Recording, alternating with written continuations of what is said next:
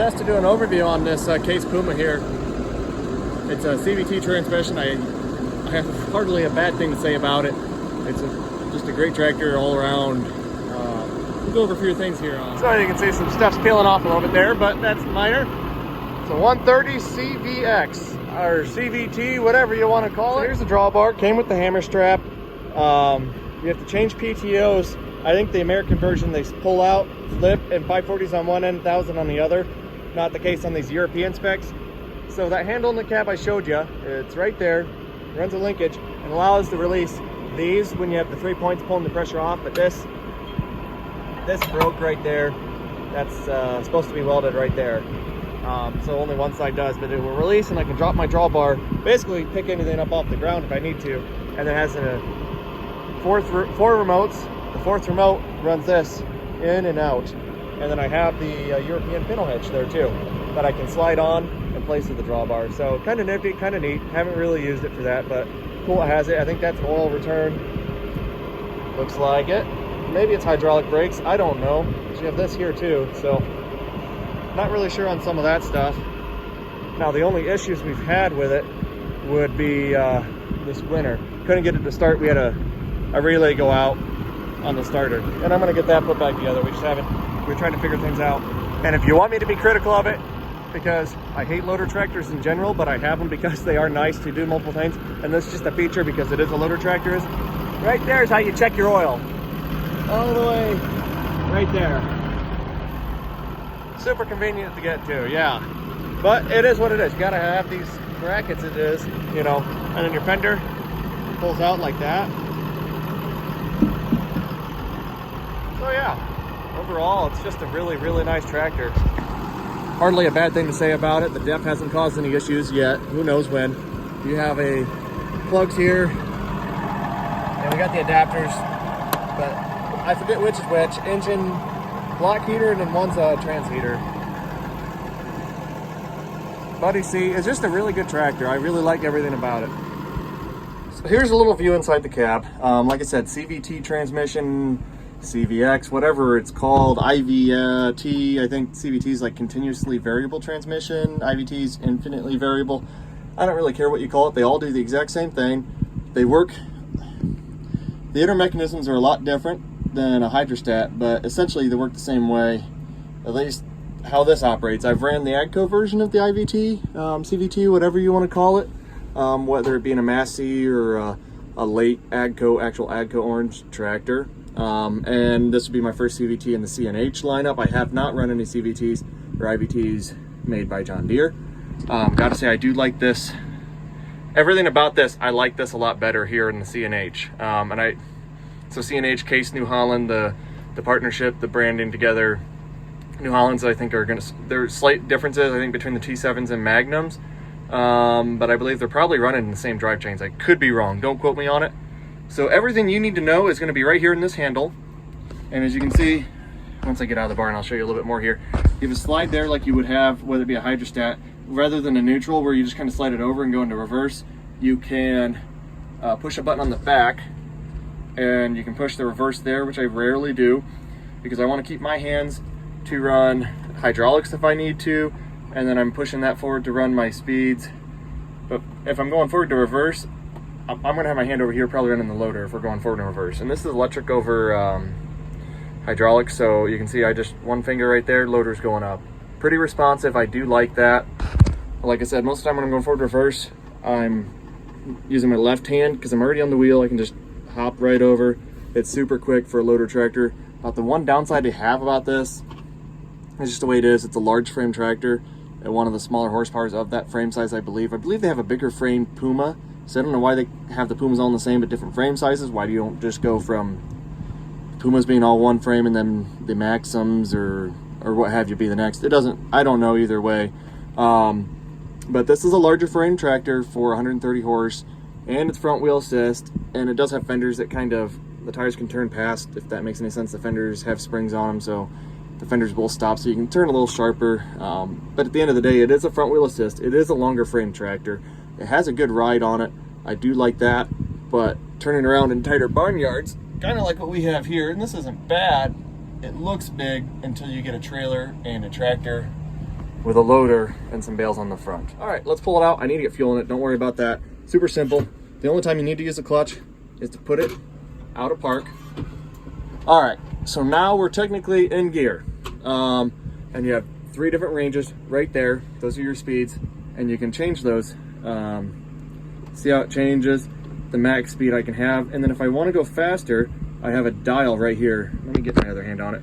And you can see I can move that dial with my thumb and I can change that. So the max speed in reverse is 11.6 mile an hour.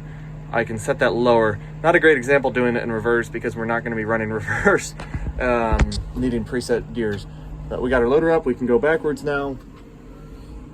I gotta watch. All right, so we're out of the barn now, and you can see I'm just using the throttle on the floor. Very similar to what you'd see in like a really, really small, like 20 horsepower hydrostat tractor. And then I'll push my foot on the brakes, and then I'm in forward. Same thing I could do if I want to push the forward reverse right there. But since I always have my right hand, I'm recording with my right hand, but my right hand would be there running the joystick when we're doing loader work. But I do love this tractor, and if I want to go up to higher speeds, which I don't know how much you can see in the darkness here, it goes up to 31 miles an hour is the preset, but it does read on the bottom here, it'll actually read 32 mile an hour. Whether it's going 32 or 31, I don't know. Either way, it's plenty fast. I do like that. Suspended front axle. I believe cab suspension. This thing rides really good. I love just about everything about it. The transport speeds, obviously that's a big kicker for me where I'm spread out as much as I am. And one nice thing about having the foot throttle is you can have independent throttle. I believe there's 2 there. So you have a max throttle, I want to say that's what that is. And then obviously your actual engine RPMs, which reads at the top of that. So you can set your RPMs to that. And then obviously I was using my foot here. You have your throttle and then your brakes. But if you want to go forward, you can just push that forward. And then you have your preset speed within those. You just pull back to stop. And it is kind of jerky when you're stopping because it just kind of pulls you into a dead stop instead of just putting you kind of in a neutral. So that's one thing to keep in mind. And then when you're braking, it's a little different than just pushing the clutch. So normally when I'm on road speed, I will use the clutch coming up to stops and then hold the brakes a little bit to slow me down. One really nice thing to like about this, I can't do it one-handed. You have the green button, I'll push on this, and then the other hand I'll push on that, and then I can unhook my attachments on the front from inside the cab. So a couple really nice features I really like about this. It allows me to stay in here. Not that we're switching between bale spear and bucket very often, but we are today. It came with this. You got multiple bolt holes. That's my big square baler monitor. I just kind of push it out of the way when we're doing loader work. So when I unhook the baler, I can push that out of the way really quick and just go to this, and then I can move it back. So some really nice simple things. Obviously radio, front wheel assist, and then auto front wheel assist. Use that a lot last spring, putting in the driveway through our muddy woods. Diff lock, and then a whole bunch of other things. I don't have auto steer enabled on this. I think that's probably what a lot of that is. Obviously saying auto, I assume that's what it is. I don't know what all these other things are. And then you lift this up, a whole lot more stuff for the 3-point. We don't use 3-point implements. European spec tractor. So you have a 1000, 540E, and then a 540. Usually my 540 stuff I'll run in 540E because I don't bale with it very often. Well, I don't bale with it at all. I'll usually just run the rake on it when I'm doing 540 stuff, or we've hauled manure with it. Now I got a tedder, so I don't need 130 horse to run those, so I can run them in 540E. I think one day, I think I raked close to 60 acres and drove like 30-40 miles that day, because you know we have like 20-mile spreads sometimes. I raked over 60 acres, and I don't think I even used more than an eighth, if not less than a quarter tank of fuel that entire day of running a rake. So pretty fuel efficient when you run it at 540E. You definitely use more fuel when you're running 1000. Obviously running a big square baler on 1000 or mowing. We have that mower there. It'll burn a fair amount more fuel, nothing crazy. And then another cool thing is, I'll have to show you this. Right now I have to fix something to get this, a weld broke on the 3-point linkage, but it has this to release the drawbar, and you have a drop drawbar we can look at too. Well, that's one way to do it. Before I end this video here and maybe put some clips of this tractor running, tell you a little bit of the story we bought it. I was looking for probably something about $30,000-$40,000 cheaper than what we spent on this, and I didn't want to finance stuff. I liked paying cash. But we were at the point we were getting ready to start scaling things up, picking up more acres. And the tractor we had before it was an MXU 135, another case. I think it was an 18-speed power shift. That thing was run hard, put away wet. I think it would have been a really nice tractor if it was better taken care of, but it came out of the south. It had been pretty rough before we got it and had some issues. So that kind of put a bad taste in our mouth as far as wanting to go cheap, I guess. Not necessarily that. Obviously, I stuck with Case. I don't think the Case brand's bad, and I don't think John Deere or AGCO or any of them are bad, but this was the right deal. I was more looking at like New Holland's, like T6s is probably what I was going to go towards. Yeah, well, I guess long story short, we ended up on this one, financed about half of it. I figured we have it paid off in no more than 6-7 months, rather than the 5 years, because I'm like, what else are we going to really buy?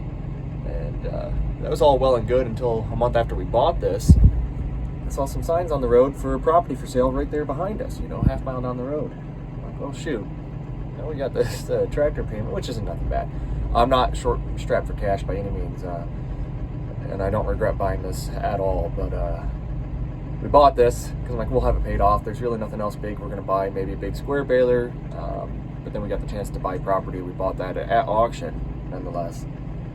So we still have a few payments to make on this, I think about 2 or 3 years. We did put a big chunk of principal towards it, on top of obviously putting like 50% down, and then we put a big principal payment shortly after buying it. And then bought the property. So now we reverted back to just doing our monthly payments, minimum monthly payments, whatever you want to look at it. So we still have probably like 3 years of paying left on this, which, it's about the only thing we have financed. Might end up financing that mower, paid cash for that, but we were going to probably end up financing that because we just took the money we were putting aside for the mortgage on the farm for the mower.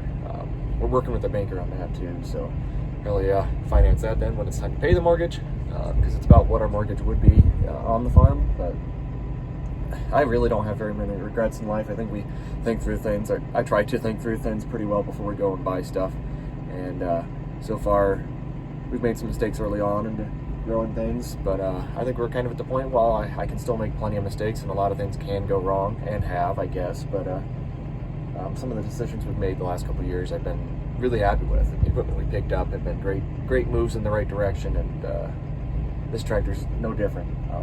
It's been a phenomenal tractor. I guess some other cool things I'll show you out here quick. You got a sunroof right here. I need to clean because you can't see anything out, and that just pops up. It is dirty. Never really used it. Then you got, if it's I guess sunny out, too much sun, now you can do this. Never used that, but nonetheless, front windshield wiper with washer fluid on it. Rear windshield wiper, I don't think that has the fluid on it. But yeah, all in all, just a really great tractor. I've been so happy with this thing. And that was our platform from fixing the siding on the house yesterday.